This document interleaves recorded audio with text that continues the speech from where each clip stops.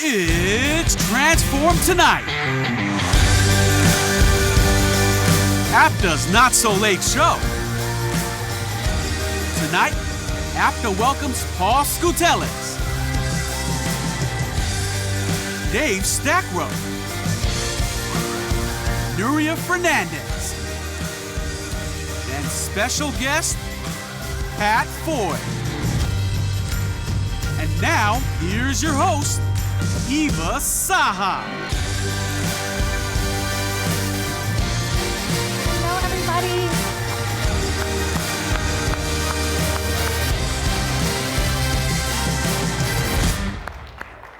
Thank you for that, and welcome everybody to Transform Tonight. Now, I am Eva Saha, and some of you may recognize me from my role hosting the APTA Awards the past few years, but we are thrilled to spend the next 50 minutes or so with you in a very different kind of APTA session. So you all know that New York City is where late night talk shows originated, right? From Steve Allen and Johnny Carson to David Letterman and Jimmy Fallon. Well, what better way to honor that Gotham tradition than to create our own not so late show just for APTA for all of you. We have a terrific show planned. It's going to be interesting, fun, and a little out of the ordinary, which is very fitting for the APTA Transform Conference. But to get us started, we have a very talented band provided by the New York MTA Arts and Design program called Music Under New York. Now currently, if you don't know about this, 350 soloists, more than that, and groups participate in MTA's Art and Design Music program, providing over 7,500 annual performances at 30 locations throughout, get this, the transit system. So these musicians play at public transit stations all throughout Manhattan, but tonight we have them just for you. They're awesome, aren't they? Give it up for the Dinganeck Street Band.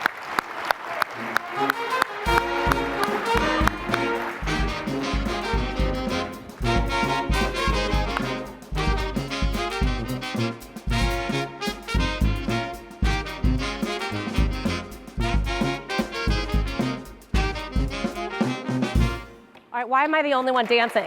All right, every time they play, I want everybody to go like this or something like that, right? I know you got it in you. All right, thank you so much for being here. I know that you're gonna add a lot to the atmosphere. We really appreciate you. So everybody, in addition to our own house band, we have the diverse concert artists who will be playing during the reception following the show. So really, this is just a night to begin all the fun that you're gonna have here in New York, because it is awesome to be here, right? Yeah, I know we can do better than that too. It is awesome to be in New York. There is no place like this city. It's a city that has reinvented itself countless times. Again, that is the perfect backdrop for what we are doing here, because at APTA we are transforming. And if you've seen that musical Hamilton, that little-known musical, it's playing right down the street. There is, in the opening song, the cast sings, "In New York, you can be a new man," or in the case of many of you, and APTA's new chair, a new woman. Oh, this is the song.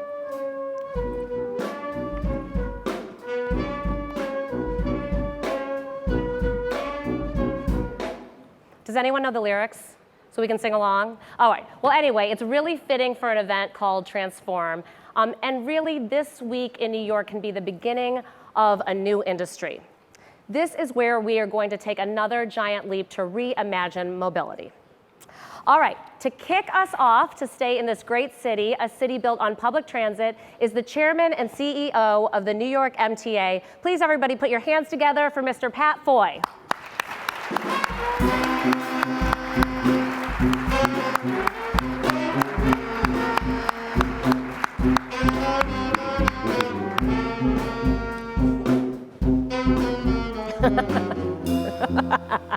Thanks, Eva. Warm welcome to New York, New York State, New York City, everybody. We're really happy to be hosting APTA's annual meeting this year.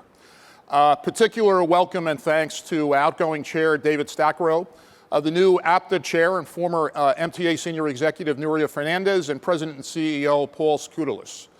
It's certainly timing that APTA is launching its reimagined annual meeting, the 2019 Transform Conference, at a time when the MTA is also transforming. Just last month, our board unanimously approved the largest and most ambitious MTA capital program in history. Give it up.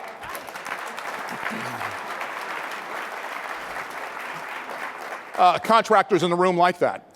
Historic transformative investment of $51.5 billion. That's 70% higher than the current capital plan to continue our progress and deliver the reliable, efficient services our customers, which includes most of you, demand and deserve. Throughout the system, we'll be transforming our transit network, subways, buses, Long Island Railroad, Metro North, into the world-class system that our customers deserve and demand. This includes expanding accessibility in a dramatic way, 70 new ADA accessible stations, and increasing reliability throughout the entire system, subways, buses, and commuter rails. The MTA is also embarking on an unprecedented reorganization plan to transform how we work, the first time in the 50 years since Nelson Governor Rockefeller created the system in 1969. And these are just some of the big behind-the-scenes efforts we're working on to keep in mind as you ride our system or tour our facilities in the next several days. We're glad to co-host this conference with our partners at New York City Department of Transportation. You'll be hearing from my colleague, MTA Managing Director Ronnie Hakem, and New York City and former MTA DOT Commissioner and former MTA Board Member Polly Trottenberg tomorrow, and look forward to welcoming you throughout our system and our region. APTA, and particularly APTA's annual conference, and I understand there were 2,000 honorees, attendees here today, play an important role serving as a place for transit professionals across the country to connect, learn, and share ideas. And what better place to do this than in New York City? With the first subway opening in 1904, built with private capital, by the way, we've had over a century of experience with operating mass transit in the region and transit leaders who are now true rock stars. You'll hear from many of my colleagues in the next few days, including longtime transit advocate and MTA board member Veronica Vanterpool, my colleague Ronnie Hakem, who I mentioned before, Chief Development Officer Jan O'Lieber, New York City Transit President Andy Byford, President of MTA Bus Craig Cipriano, Metro North Railroad President Kathy Rinaldi, Long Island Railroad President Phil Eng, and Bridges and Tunnels President Danny DiCrescenzo, rock stars all. And other leaders in the region, including PATH General Manager and my former colleague at the Port Authority, Clarel DeGraff, and Connecticut DOT Commissioner and former Metro North President Joe Giletti. I know and trust that you'll find it an engaging and informative couple of days, and you have an opportunity to join some of the technical tours for a behind-the-scenes look at how the MTA works, including our Rail Command Center, which is at an undisclosed location, the Train Simulator Lab, Grand Central Terminal, of course, and to try Omni, our new contactless payment system. I want to go off script for a second and just give a shout out to my colleague, Ronnie Hakem. Ronnie, as you may know, is retiring from the MTA, but not from transportation. She's a rock star. She's beloved, trusted, and respected throughout the entire organization, has had an extraordinary career. First female head of New York City Transit, first female head of New Jersey Transit, New Jersey Turnpike, and now managing director of the MTA. The only mode of transportation Ronnie hasn't covered in a leadership role is actually space exploration. Before we wrap, I'd like to share a couple of things with the audience about our transit system. Top 10 things you may not know about the MTA. Number 10, and bear with me, thank you, drum roll. Our subway system includes 650 miles of track, but you know that track 61, a storage track that runs through Grand Central, served as a secret entrance for FDR and General Pershing to slip unseen into the Waldorf Astoria. I wonder what was going on. Number 9, 70,000 hardworking women and men keep the system running. In fact, our first female subway conductor, I.A. Lilly, joined the Brooklyn Rapid Transit, BRT, company more than a century ago. Thank you. Number 8, the MTA moves more than 8 million people every day, helping New Yorkers avoid releasing 17 million metric tons of greenhouse gases annually, helping to make New York the nation's most carbon efficient state. Give it up. Give it up for the environment. Number 7, we also contribute to coastal resiliency throughout the region. In fact, the MTA repurposed 2,500 subway cars as artificial reefs for sea habitats from Delaware to New York between 2001 to 2010. Number 6 is really big. Right now, we're in the process of delivering a first-in-the-nation congestion pricing program, or central business district tolling, which will provide $15 billion towards our 2020 to 24 capital program, while reducing congestion, improving air quality, and enhancing the quality of life for our customers. That's big, give it up. Number 5, we are the first agency to launch a fully open-loop contactless system called Omni, or One Metro New York, with 2 million successful taps and counting. Number 4, we've come a long way from the first underground subway. Built by Alfred Beach in 1869 and operated as a pneumatic tube down by City Hall, had only one stop and traveled just 300 feet, the length of a football field, but was always on time. Number 3, in 1947, Nobel Prize winner and Fordham University professor Victor Hess conducted research in the 191st Street subway station on the 1 line. The station's depth of 180 feet made it an ideal place to measure radiation without interference from cosmic rays. Number 2, we're also the true star of some classic films. Remember The Taking of Pelham 1, 2, 3 and Saturday Night Fever, who could forget that? And The Money Train, featuring a transit captain based on our real chief revenue officer, Al Patray, who you'll hear from. And number 1, when you ride the system these next few days, you'll be in great company. Hillary Clinton, Neil Patrick Harris, Amy Schumer, and Keanu Reeves are just some of the celebrities who have been spotted on our trains. Welcome to New York and have fun. Thanks.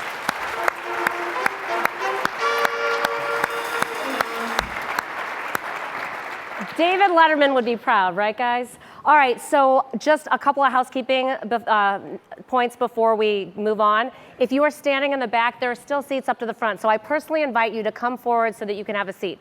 Come on, don't be shy. You can do it while we're talking. Also, I want to encourage you, one of the things I love about APTA members is your support of each other. It's been remarkable for me to see that over the years. So just like Pat said, go ahead. If you hear something that makes you excited, clap, scream, do whatever you want, because this is a festive night full of fun and excitement for our industry. All right. We have, in fact, APTA's top 3 leaders here this evening, and that alone makes this session special. So let's get to it. Please welcome our first guest, APTA's president and CEO. We all know him, we all love him, Mr. Paul Skatalis. Can we hug across the chair? Good to be with you. Come sit. Woo. Did you hear that? 8 million transit riders a day? Amazing. That is the New York miracle. Yeah, Woo! that is amazing. Wow. All right, Paul, we are so happy to have you sitting here on the chair this evening. You are normally behind a lectern giving a speech. How does this feel? It's a little bit different, right? Feels good. It feels good. Hello. Well, when we said we're going to transform, right, this meeting, we meant it. And so, what do you guys think?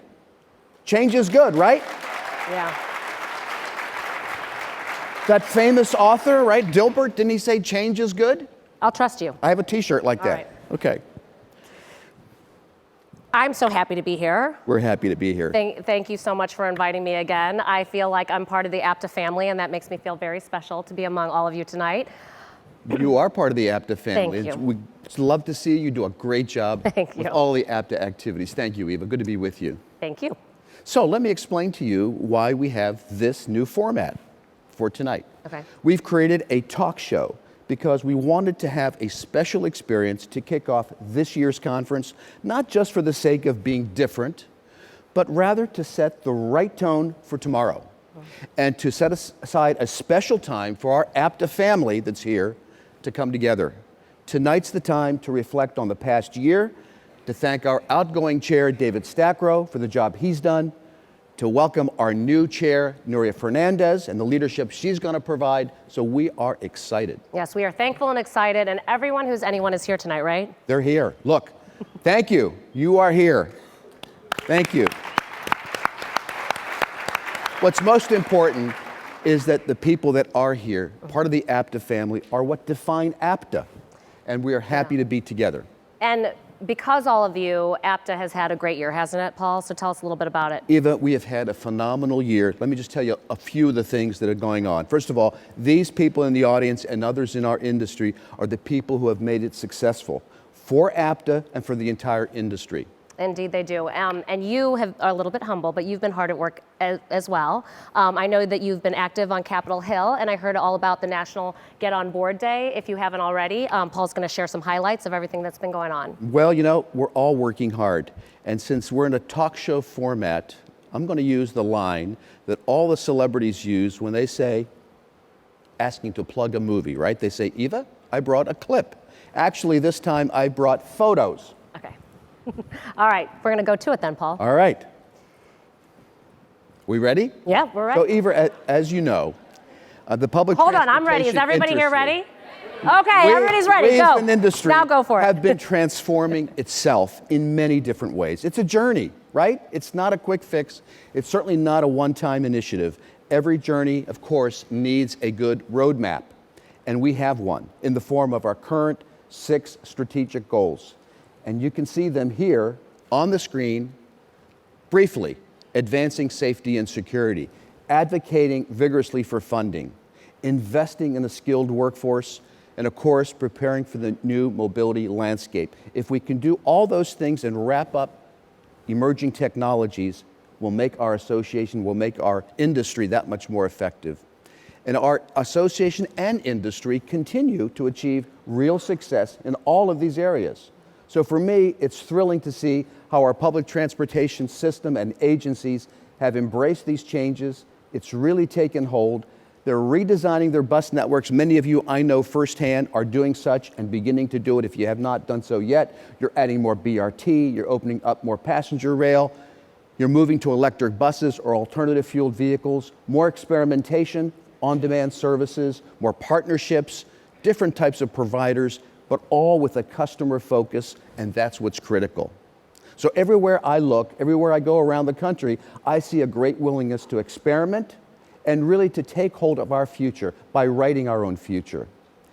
In this race to reinvent ourselves, APTA, our members, you, and the industry are moving together as one.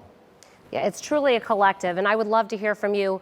What are some of the things that have benefited all of us and made us stronger collectively in terms of what you've been doing this past year? Eva, you asked. So first, we made our members' voices heard, number one, and we've won the 2nd consecutive year of historic funding from Congress. We focused our efforts.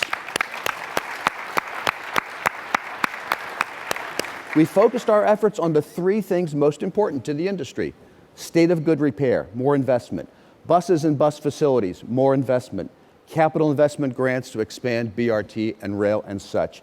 This was a true team effort in every way. APTA Transit CEOs have joined me in testifying on the Hill. Our business members, our commuter railroads, small operations committee members organized Washington fly-ins to talk to their individual members, to communicate the messages. We've raised the awareness about the benefits of public transit, and by so doing, we've held press conferences, we've sponsored radio tours, social media campaigns, all again to get the message out. And yes, we've launched Get On Board Day. Have you heard of that? I have. Have you heard of it? Yeah. Get On Board Day, with more than 200 public transit agencies and other organizations all across the country to get the message about what's important. Public transit is important to each and every community across the country. It absolutely is. And I'm tired just thinking about Yes. all the work that you've done over this last year, obviously in combination with you. One of the things I think that is super important is this funding that you have secured. That is a huge deal. Congratulations. But you've also been very busy on the education front. So tell everybody here about what you've been doing. We have indeed. You know, education and knowledge and learning is so important to the industry. To better navigate a path to our future, we have worked together to create something called the Mobility Platform. And it's a set of 6 guiding elements to build a healthy mobility network. It's to shape our own destiny. APTA members, our staff have collaborated on what we call the Mobility Innovation Hub, as you see on the screen. And since knowledge is power, we continue our industry to be the think tank by analyzing data, producing original research that our members can use. Examples: the authoritative 2019 Public Transportation Fact Book, and studies that we've completed recently leveraging big data, transportation needs of late shift workers, and many others as well. Because our future depends on an industry-wide commitment to lifelong learning, and that's what's critically important. We thus have created something called APTA-U. APTA U is a one-stop education, career, and workforce development center. And this is the new home for our legacy programs like Leadership APTA, Emerging Leaders, and the Engineering Careers in Passenger Rail, which are all the offerings that APTA provides to its members. But it's also a great source for new offerings like a new webinar series called Future View, and it's more e-learning courses. People can get to courses, so we provide the online learning that's available to them. So, you want more proof of our investment? I do. All right, here's what it means. Over the past 31 years, we have graduated some 350 individuals in terms of providing scholarships to them through our foundation, $1.5 million worth of scholarships. Wow. So it's an incredible Wow. investment. I know. Such a great investment in the future, and the fact that you are taking your knowledge and widely disseminating it so that everybody can benefit is just outstanding. Tell us what other investments you've been making to the industry. Well, Eva, we've collaborated with our members on solutions to industry challenges like implementation of positive train control. I know our commuter rail agencies relate to that. Publishing 33 new or updated standards. APTA is a standard-making organization. And we've just completed in the course of the year 10 peer reviews and 11 safety audits for our agency members. We've also established just earlier this year a CEO's Coordinating Council, and its intent is to strengthen and focus the voice of our transit CEOs. And vitally important in terms of listening to what their priorities are, shaping those so we can go forward together as one industry. So I could go on and on, Eva. Do you want me to go on and on? I would love you to. But the year should not be measured, look, by just a list of activities, no matter how valuable they may be. I was just going to say, if we did measure it that way, though, I think we're pretty good, right? I give you an I think we're applause. pretty good. Yeah. It should be measured, though, by the strength and the solidarity and the level of our engagement and by our commitment to each other's success. You know, we're here tonight because we're a transit family. We're a powerful brand, and it's a successful public-private partnership that we have in APTA among all the transit agencies and the businesses. And that's what I think is most critical, the degree to which we work together, engage one another, support each other as we begin to move this industry forward in a very significant way. You know, this mobility that we talk about, this mobility space has become quite crowded. Wouldn't you agree? Yeah, absolutely. You know, this makes reaching the future we envision that much more important than ever.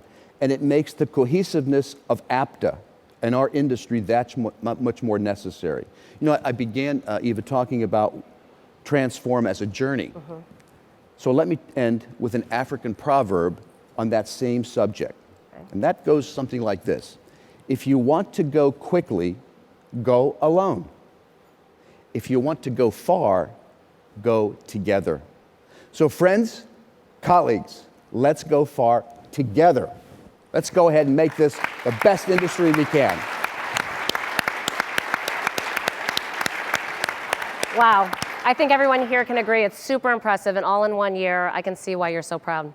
Well, Eva, again, everything that we've done is about what we've done together to make us future ready. I love talking about APTA's accomplishment, but quite frankly, it's not about me. It's not about David. It's not about Nuria. This is really about the APTA family, our members, all of you out there who have really done a tremendous job, continue to do great work. I have enormous respect for the men and women who lead our public transit agencies and who operate our agencies. They deliver more than 10 billion trips a year in large and small communities all over the country, under all kinds of conditions, safely, reliably, 365 days a year. It's a tough job, and it gets more challenging every year. Yeah. APTA has the best workforce. Our members, of course, include agencies, board members, and the businesses that support what we do. We're a strong, united association and industry. Best in the world. And speaking of transit-related companies, there is one member that has made this Transform Tonight show possible. So let's pause for a message from our sponsor, AECom. The world is not short on challenges. You don't have to look very far to find them. With 7.5 billion of us and counting, the potential to create new possibilities is all around us. We are AECom, a global network of the brightest minds in urban design, architecture, engineering, economics, planning, building, and project management. We bridge the gap between what is and what can be. We turn ideas into reality. We're delivering on the promise of a faster, smarter, better world by connecting people and commerce in ways never before imagined. Around the world and right here across the United States and Canada, we serve as a trusted advisor to local municipalities, government agencies, commercial clients, and alternative delivery partners, implementing billions of dollars in transit projects that are carrying our communities into the future. Working in partnership with those who think without limits, we design, build, finance, and operate. Just imagine what we can do together.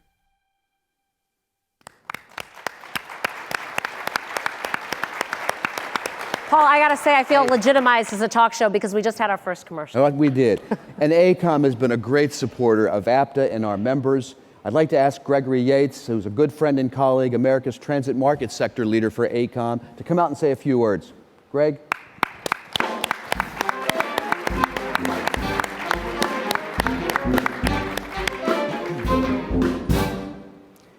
Well, good afternoon. On behalf of AECOM, I am thrilled to welcome you all to APTA's 2019 Transform Conference. AECOM has a long history of being a partner and sponsor of APTA, and we are absolutely thrilled to be sponsoring this opening session. AECOM, I'm sure as well as all of you, are recognizing that our customers' mobility wants and needs are changing at an astonishing clip. This industry must transform.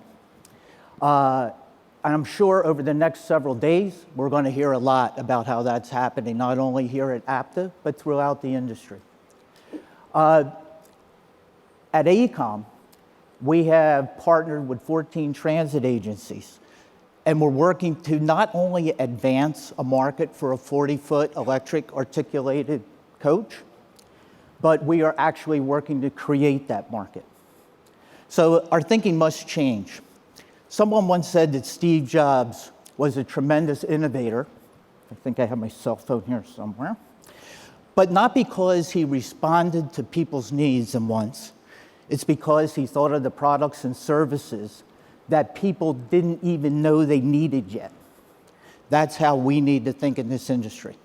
So once again, on behalf of AECOM, welcome and enjoy the conference.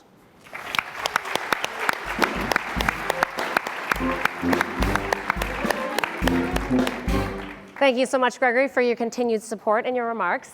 Now, Paul, before the break, was talking about not just being ready for the future, but about how public transportation has to make its own future. Paul, how does that happen? Well, it certainly doesn't happen by chance or by accident. It doesn't happen by itself. It does require a plan. And when you look at the changes that our industry is facing, we have a really once-in-a-lifetime opportunity to redefine how we bring mobility to millions of people across the country. You know, we've been very privileged to have a board chair this past year who's made planning for APTA's future his top priority. Yeah, he's been absolutely terrific, so let's bring him out. Please welcome everybody, APTA's immediate past chair, David Stackrow Sr.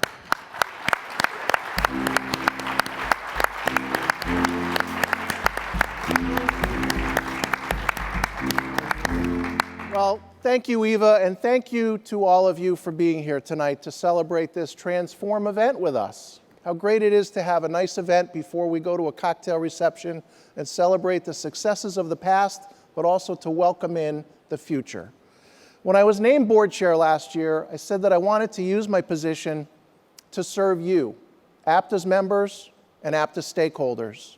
I pledged to do three things: to ensure our association speaks with a single, strong voice, to advance what we were calling the new mobility paradigm, and to create a new 3-year strategic plan.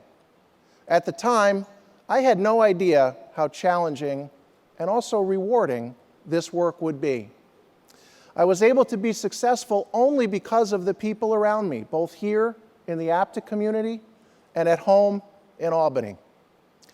I'm grateful to the members of the Executive Committee and the full APTA board, These are the people who supported me and provided the vision and guidance when tough decisions needed to be made. I would like to recognize the departing members of the Executive Committee and the APTA Board, and if you are with us this evening, please stand to be recognized.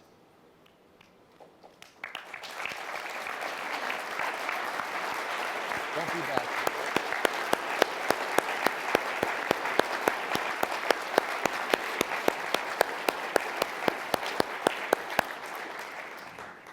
Thank you for your service. I had a great team to work with. Vice Chair Nuria Fernandez, Secretary Treasurer Freddie Fuller, and immediate past chair Nat Ford. And of course, Paul Skatelis, our APTA President and CEO, who's been a great collaborator and partner with me over this past year. While I was chairing the board meetings and attending APTA conferences, there were people in upstate New York who had my back. My CDTA colleagues, Carm Basil, our CEO, Jamie Watson, who was my staff support at APTA for the past year, and my fellow board members and colleagues in Albany. I'd also like to say a special thank you to my wife, Karen, who has been a great partner and has been very patient with me as I've spent time with APTA over the past year. Oh, yeah.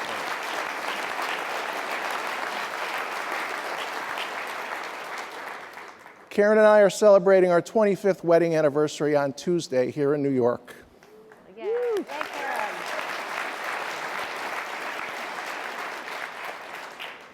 So what was accomplished the past year? Well, we accomplished a lot. For starters, we knew the FAST Act is due to expire in less than a year. And that meant that we needed to reach consensus on a new authorization bill. The challenge was to make our size and diversity work for our collective good, to make it an advantage for us on Capitol Hill. From many, one, e pluribus unum. It's on every US coin. Well, we wanted our pluribus to create a stronger unum. And we did it, thanks to the work of Diana Mendez and Leanne Redden and the entire Legislative Steering Committee.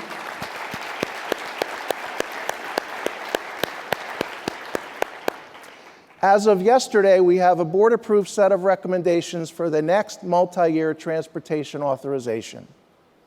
After 2 years of hard work and tough decisions, this is our blueprint, the Blue Book. Not just for the next FAST Act, but for a better FAST Act, one that addresses state of good repair and the growing needs of transit. Let's give Diana, Leanne, and the entire Legislative Steering Committee a big round of applause.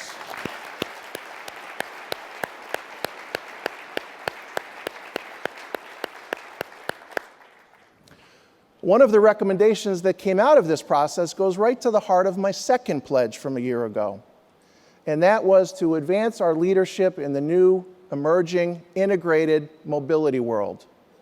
And here it is. Create a new mobility innovation and technology initiative to support the use of cutting-edge technologies and integrate new service delivery approaches and mobility options in the transit marketplace. This is our future. Public transit's vital role as the backbone, the connective tissue of a new mobility network. Paul Skatelis and I saw firsthand what new mobility looks like in Europe this past June. We led a delegation of 29 APTA members to the cities of Vienna, Hamburg, and Helsinki to see how systems in other countries are embracing mobility as a service. We learned a great deal about what it takes to be MOS ready.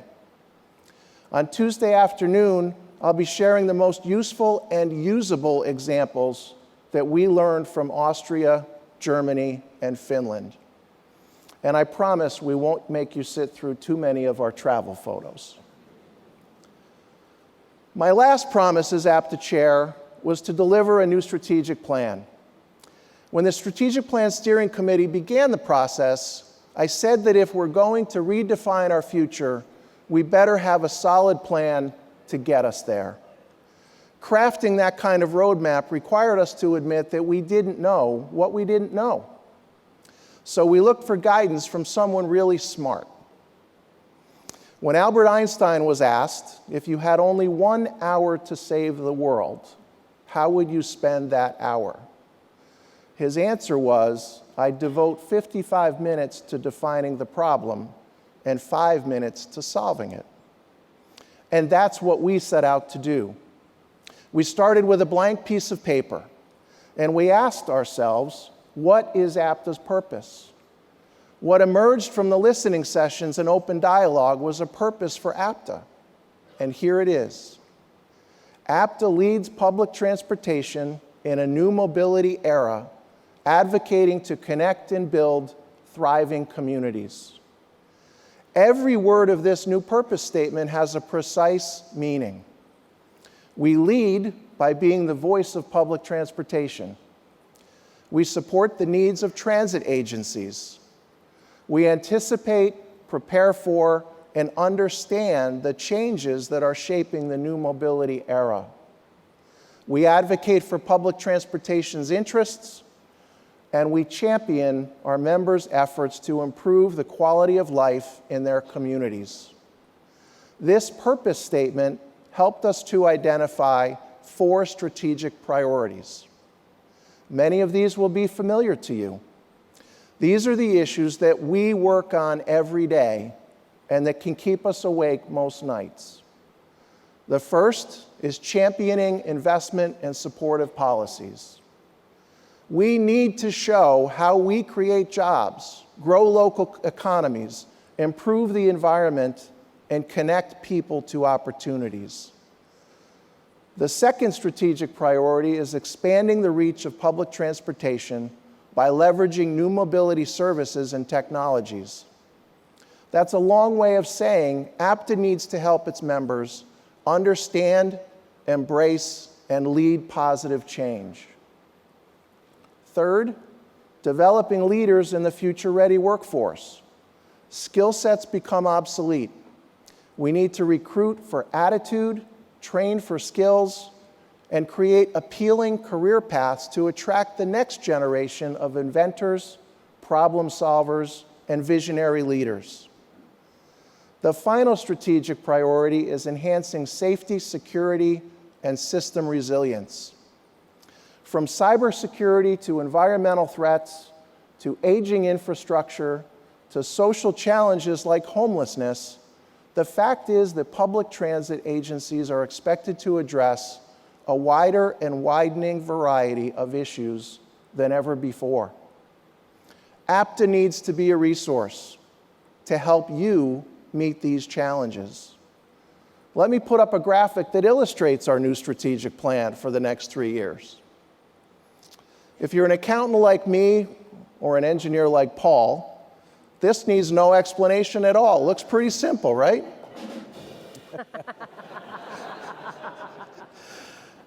It all comes down to aligning our time, our resources, and the work of our APTA committees with the 4 strategic goals, and not trying to be all things to all people. Good leadership means making choices. What to leave in, what to leave out, as Bob Seger would say. But seriously, friends, if we don't get the future right, our future, we are going to be running against the wind for sure. Thanks to the work of so many people, we now have a board-approved plan that will take us where we need to be.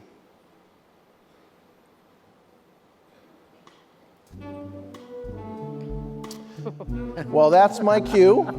My time is up. It's been a wonderful year. It's a year that I will always cherish, mostly because it has been a high honor for me to serve you. And I thank you all. Woo. All right, David. Thank you, David. Great year, man. Congratulations. Wonderful presentation. You did have to have that.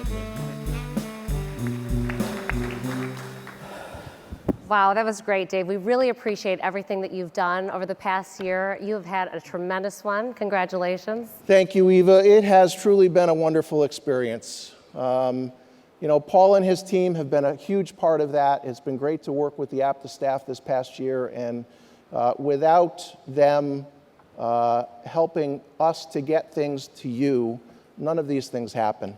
And this wouldn't happen, right? No, that Here's beautiful the annual report. Yep. Feels like an A+? Well, I went through that Looks like an yesterday, and it is an A+. We accomplished a lot, and again, I say we accomplished a lot in this past year. I think we have a great foundation that Nuria is going to be able to leap off from and to carry forward. The annual report, copies of that are available at the back of the room at the end of Transform tonight, and it's posted on the APTA website now. So please take one with you or look at it on the APTA website. It describes the board's initiatives as well as all of the APTA accomplishments under Paul's day-to-day leadership over this past year. Yeah, we couldn't do it without Paul, but also you've been super busy. Writing a little something over here? Yeah, so why not become... Yeah, let's clap for that.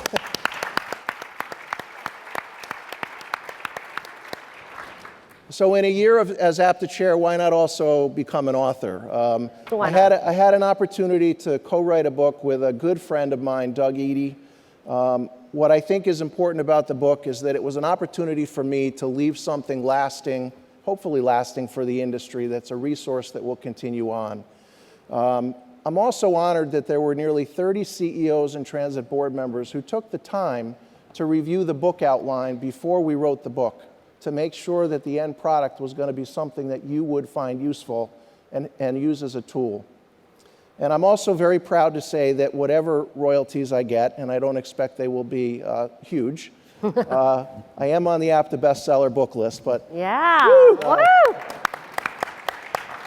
my share of any royalties are being donated to the APTF. So Oh, that's fantastic. Great.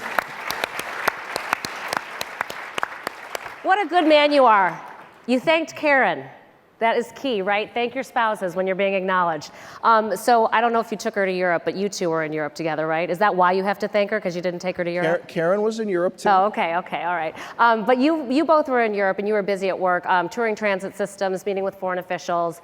Tell us what that trip has meant for you in terms of how it has applied to your system in Albany. Well, and I actually had the pleasure of traveling to Europe with one of our senior executives from CDTA. So as a board member and as a senior executive, we got to see some things that we can bring back to Albany. We're looking at trying to identify an app that we can use in our system that's going to allow more integration of other services as bring on, possibly scooters. We already have bike share, something that's going to be more customer friendly. We're looking at a microtransit project, which we'll have as a pilot program, so that will hopefully connect some people into our system in underserved and underutilized areas. Right. So we got some great insights out of our trip to Europe. That's And fantastic. Eva, what's really gratifying is to see that there's innovation going on all over this great country, in systems all over the country, no matter what size, it's happening. So there's a lot that's been learned and a lot that we're producing in terms of best practices for the future. You know, as president and CEO of APTA, and that great privilege, I've been fortunate to visit many of our members, travel to cities, see what systems are doing, and it's really amazing to see the innovation that's going on in the way services are being delivered, the way they're being planned. They're really being focused on what the customers are asking for. There are remarkable changes taking place all over this country and in North America, because we've also had lessons learned from there as well. Absolutely. We saw some impressive things in Europe, but there are also many, many outstanding best practices happening right here in transit agencies throughout North America. We're going to be honoring many of these leaders at the APTA Honors Breakfast on Tuesday morning. It's a great opportunity to meet many of the people and organizations that are transforming public transportation. Eva, I think the audience has heard enough from me. Never enough, right? It's time to meet another leader, the one who will be leading the APTA board for the next year. Now, one of the reasons I picked Closing Time as my closing walk-off music was that there's a line in Closing Time that goes, "Every new beginning comes from some other beginning's end."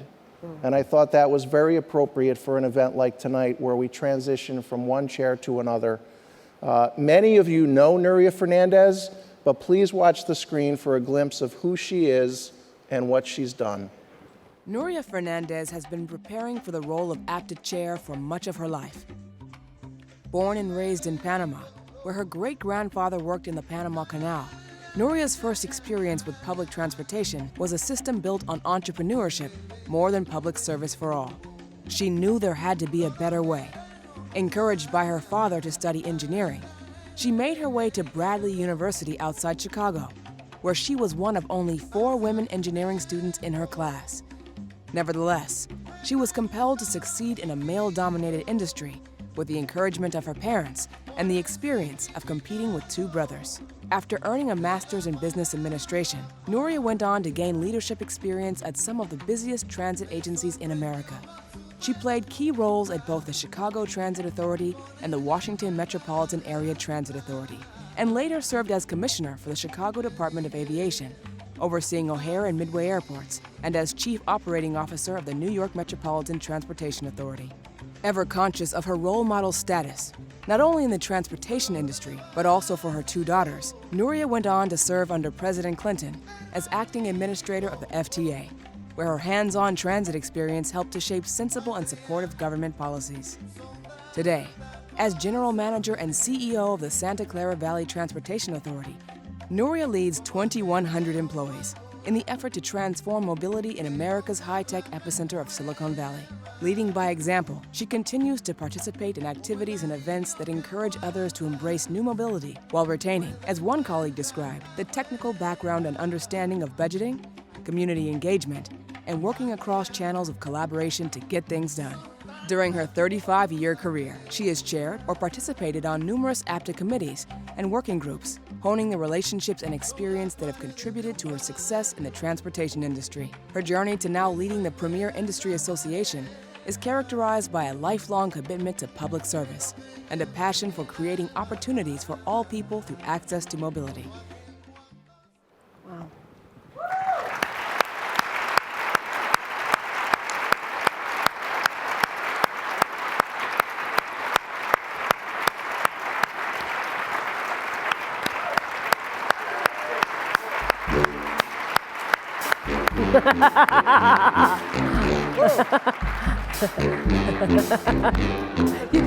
Do I need to dance with you?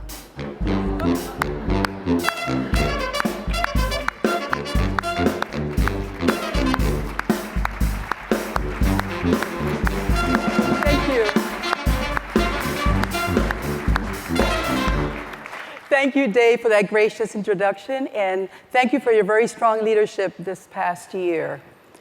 Buenas tardes, APTA. It is pure joy to lead an association that represents an industry that has been part of my entire life. And I want to take this moment to welcome the new board members of APTA.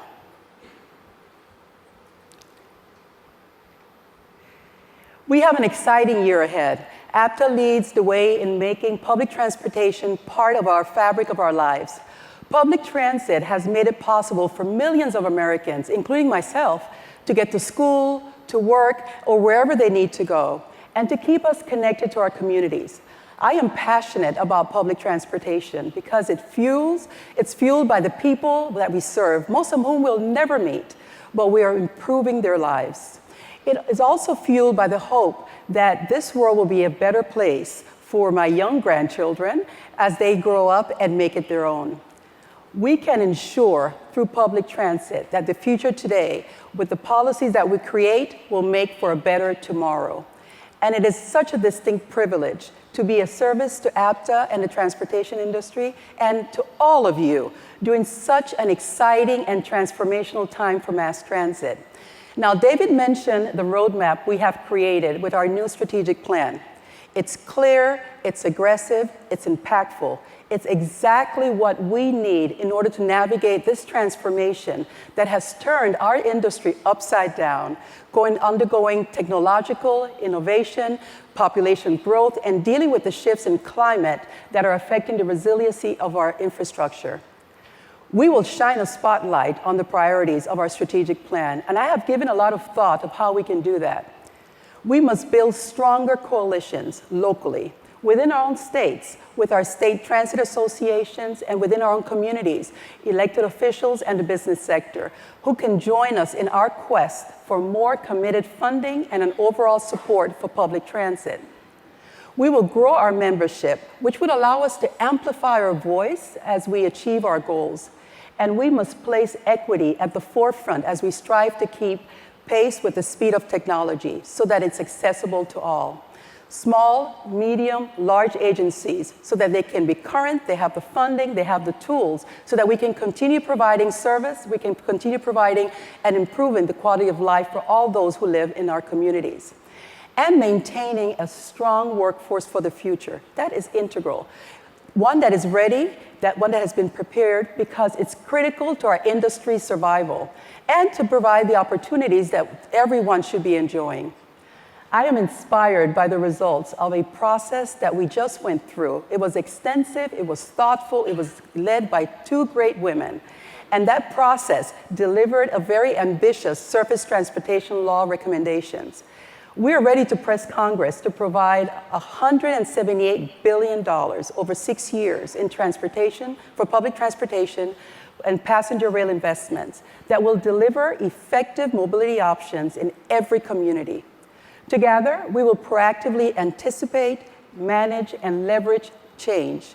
We will cement our role in the vitality and staying power of our industry and the part that it plays in this nation. We are the leaders of the new mobility era, advocating, connecting, and building thriving communities. I'm counting on all of you to renew your commitment, to feel the responsibility, and to take the ownership for the successes of public transportation. Working together, we'll make each other better. We'll make our communities better, and we'll make our industry better. Our future depends on it. And I can't wait to get started. Muchas gracias.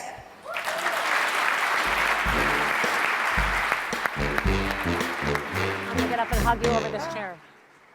Oh, it's fantastic. Welcome, Nuria. Congratulations on your new role. I know that we are all excited for the leadership that you're going to bring in this new capacity. Clearly, you have 35 plus years, right? Yes. So this is not new for you, but I feel sort of energized by everything that you've had to say. I know that you've seen the industry grow and transform, but from learning a little bit about you, from hearing you speak just right now, what sort of stands out to me is your commitment and your dedication to this industry. And that makes me feel really good in this moment, excited about this moment right now. I know that it is an exciting time for you, though, in particular, and I just want to know, how are you feeling right now? I'm feeling great, but I'll tell you that it's been an amazing journey, but one that was made possible for me to sit and enjoy the shade of very tall trees that were planted by great giants in our industry. And that's the reason that I'm here, because of them. You know, a little known fact is that I am the fourth agency head for the San Jose transit system that has been an APTA chair. Wow. So there you have it. The road that leads you to APTA chair is through San Jose. Now the question is, do you know the way? Hey, do you guys know the way? Oh, no, we didn't put that song on the set list, darn it. All right, well, that's it. Go to San Jose. All right, well, besides, I mean, obviously you've been an inspiration. We're so happy to have you, but I want to hear some more details about what your plans are specifically. And I'd love you to talk about how you see us navigating on this transformational path that we're already on. Well, for starters, we have a very good roadmap. I mentioned and congratulated all of you who worked on the strategic plan because it's clear and dynamic and has a positive outlook for the future. And we need to stay positive and we need to stay engaged. We will stay this path so that we can accomplish the goals that our members have determined are the most important and those that for the people we serve in our industry and for their benefit. So as we go about our daily mission, we will keep in mind that everything that we do is for the better good of the public. Over the next 12 months, we will be shining the spotlight on the areas of the strategic plan. I'll be gleaning from them for some initiatives. As we raise the intensity through our advocacy and our message for increased federal funding, we're going to strengthen that alliance. I think it's so important that we focus locally as we bring stronger voices, stronger personalities, and more opportunities to Washington, D.C.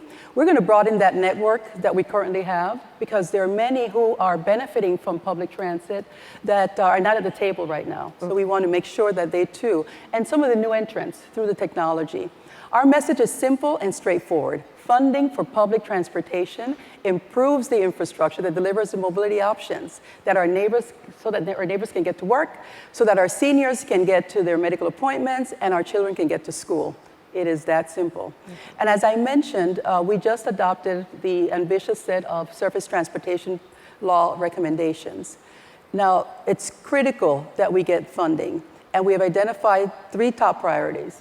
The entire $90 billion transit state of good repair backlog and funds for the capital investment grant projects in the pipeline over the next 6 years. That has to be addressed. It reestablishes a 40-40-20 capital investment ratio among the CIG, state of good repair, and buses and facilities grants. And we're also asking Congress to create a new mobility, innovation, and technology initiative so that we can keep pace with the changes in our world.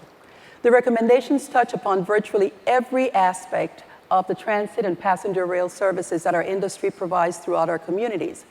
We will proactively anticipate, manage, and leverage the vitality and staying power. We want to make sure that the entire spectrum, that range from rural to suburban, suburban to center cities, all benefit. And we must keep a very important goal of equity in mind with everything we do so that everyone can contribute and everyone can enjoy the profits and the benefits of public transit. I heard a woohoo over here, so let's just go with that, right?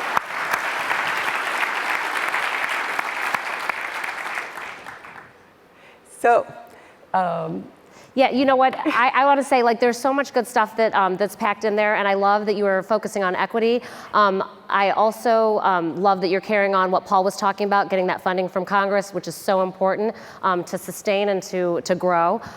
We're talking about the future here, and when I think about the future, of course, I think about technology, right? Because that's the big buzzword right now. Can you speak to technology and what you're contemplating in this arena? Well, technology-driven mobility is very transformational. It's very appropriate for the theme of this conference. And technologies are occurring every minute, every second. But one of the things that we want to do is to make sure that we keep pace with that technology and that we can adopt it in a way that everyone can benefit from the use of it. High-speed transportation, first mile, last mile, whether it's autonomous vehicles, electric systems, microtransit, broadband telecommunications. We need the type of technology that makes us this first world nation and that helps close that gap that we see today between rural and suburban communities and suburban to city centers. It's a whole network, and that regional network needs to be interconnected. That's the only way that we're going to be able to move the masses. So, you've talked about a little bit of advocacy, and you've talked about technology. As we see these technological advancements, though, we're going to need a workforce that is ready to tackle them. So can you speak a bit about that workforce that we need to make sure that we train and that can go along with that technology? Well, so much emphasis has been placed on having a future-ready workforce, and the reason for that is because our future is changing, and we have all this uncertainty around the technology that's going to be propelling our systems, our assets. So yes, workforce development is critical. APTA has done a terrific job. We heard from Paul earlier about APTA U and all of the tools that is making available. But one of the areas that I would like to focus on is really on our frontline workers, our maintenance and operators, who are part of that silver tsunami that we're all feeling very threatened by. And given the fact that technology is advancing, we want to find opportunities where we can bring management and labor together to sit down and have the conversations so we can take the fear factor out of that conversation, out of the opportunities for the future, and we can start working together collaboratively to start to identify what the training is required, what upskills are necessary, so that they too can continue enjoying this whole mobility choices that some of us are being forced to accept because it's not something that we planned for, but that's the beauty about public transportation. We need to be flexible. We absolutely do. So the other thing that I was curious about was, I think that David mentioned that sometimes we have sleepless nights, right? Yeah. I don't imagine you're a woman who has sleepless nights. You're a woman with a plan. You've got a good sense of what's going on. But if you could tell us the things that are top of your mind in terms of like pressing needs to sort of find solutions in our industry, what would those be? Well, we have technology being one of them. And one of the things that I think about often is the whole notion that 10% of our population is below the poverty level. Mm-hmm. So we have, almost 40 million people who are poor. Yeah. And when technology advances occur, they don't occur equally throughout the areas that we serve. So how do we take that into account as we are excited about getting on this new wave of technology and innovation that may not be accessible and available to all? Of that 10%, I believe that 50% may be disabled. So that means that we're now having to deal with how the people with disabilities also access our system. Mm-hmm. So that is something that we need to think about. We can't just design for everyone. We have to, for everyone who is able, we need to concentrate also in ensuring that those who are not able can enjoy the benefits of this new technology wave. And there's some good stuff happening out there. So can you give us some examples of what some of these transit systems are working on? Well, not necessarily in that space, but some transit systems, some of my colleagues are doing some amazing things. I want to give a shout out to Pierce Transit in Washington State. They're using virtual reality for bus safety remedial training and route familiarization. It's very futuristic, but it's happening right now. They're putting their drivers in the moment through technology and also helping them learn and improve their skills and improve safety. At my transit agency, we're collaborating with a group of high-tech companies in Silicon Valley and with the California Energy Commission and also the National Renewable Energy Lab on a charging process for a growing electric fleet. We have a mandate in California to have zero emission and so we're all working towards that mandate by 2040, and most of that is going to be electric. So yes, we have to be ready. But that's just a handful of things that are occurring. There's so much more that is happening. Los Angeles and Vancouver are using wearable wristbands that can be used for transit passes. And in Dayton, Ohio, a scooter share is now part of their portfolio of transit for their transit agency.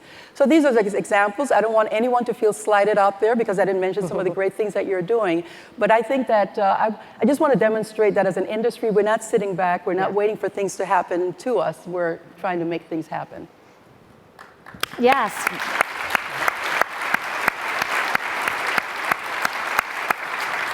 So going back, I kind of derailed us, but going back to some of those things that are on top of mind, I know that you said that equity is one of them and making sure that we give access to different populations, which I think is very important, and it's great that it's top of your mind. Cybersecurity is also something that you've been thinking about, isn't it? Oh, absolutely. Safety in our business is our number one priority. That comes first stop. And security, of course, follows very closely. The transit industry is now on par with Fortune 500 companies in terms of how protective we need to be with our technology. Everything we do runs on technology, and we know public transportation is a very high-profile terror target, and that includes cyber attacks. We're applying artificial intelligence to cybersecurity, where it can exactly make a difference, where we operate and how it can detect the smallest threats to our systems online. Just 5 years ago, we had firewalls, and we thought that was enough to keep things down. But what it did was it also showed that there were some vulnerabilities. So now we have created additional firewalls and technology that then helps detect what has penetrated those walls. So we have to stay abreast of the technology and cybersecurity, in particular because we have been entrusted with data of our employees, data of our customers, and we've been entrusted with the safety and security of everyone who steps on a bus and a train.